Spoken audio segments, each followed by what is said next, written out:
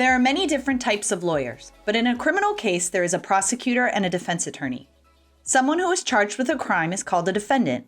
In court, a defense attorney works to ensure the defendant understands the criminal process and makes sure that the accused person's rights are upheld.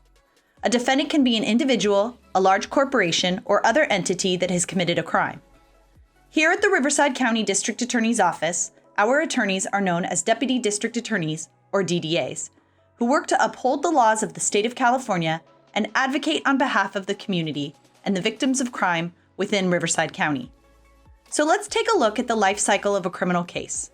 When a crime is reported to the police, they conduct an investigation to determine whether they have probable cause to arrest, which is created by facts that are specifically capable of being articulated by a reasonable officer to arouse strong suspicion that the person committed the crime. The police agency may send a filing recommendation to our office. A deputy district attorney reviews every submission by law enforcement to determine if a crime occurred and whether we can prove it in court beyond a reasonable doubt. We deal with the truth. It is unethical for us to prosecute a defendant we do not believe is guilty beyond a reasonable doubt. To that end, we never shy away from exculpatory evidence or any evidence that indicates the defendant is not guilty. The first step of the court process is the arraignment, where the defendant is brought to court, advised of the criminal charges, bail is determined by the judge, and future court dates are scheduled. In felony cases, there are then a series of conferences or in-court meetings between our prosecutor, the defense, and a judge. This is then followed by a preliminary hearing.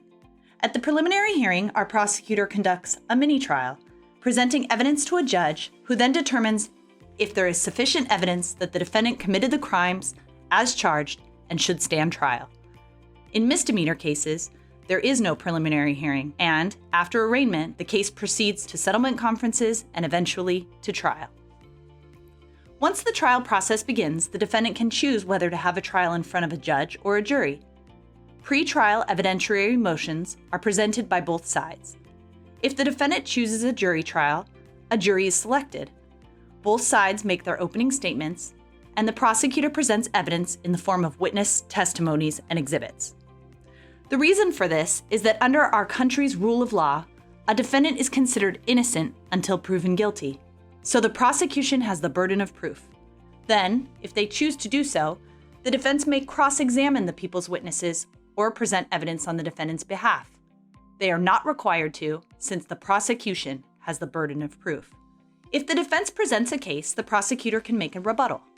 The trial ends with closing arguments and instructions to the jury.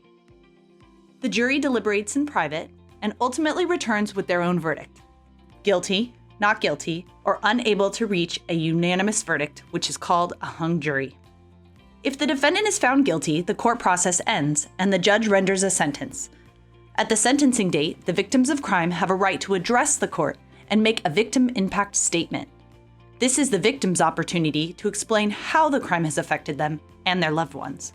It also provides input into how the court can best hold the offender accountable for the harm they have caused.